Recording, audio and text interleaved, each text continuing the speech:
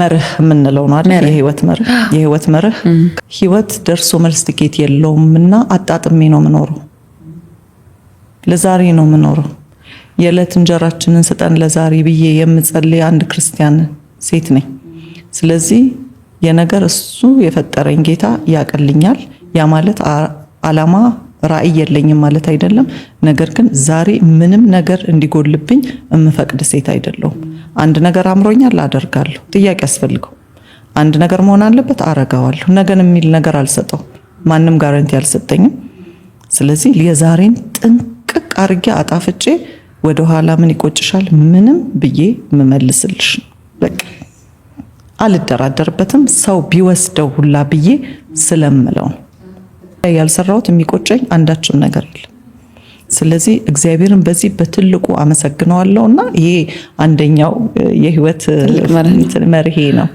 ሁለተኛው ለራሴ የምሰጠው ዋጋ ዓለም ወይንም ሌላ ሴቶች ለኔ የሚሰጡኝ ዋጋ መለኪያ እንደሆነ የገባኝ ሴት ነኝ።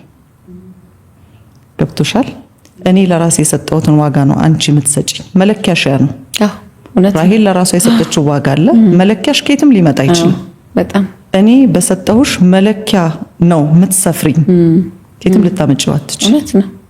አለቀ። ይሄንን እማልደራደርበት ለራስ ዋጋ መስጠት፣ ለማንም ሰው ዋጋ መስጠት ግድ ነው።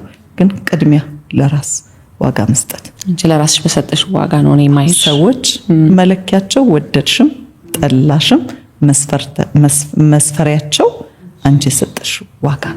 ስለዚህ ዋጋዬን ዝቅ አላደርግም። ራሴን በየቀኑ እንግዲህ ምሸት ነኝ በአንድም በተለያየ መንገድ ከሰዎች ጋር ስለምገናኝ በቆንጆ ዋጋ ምሸት ሴት ነኝ።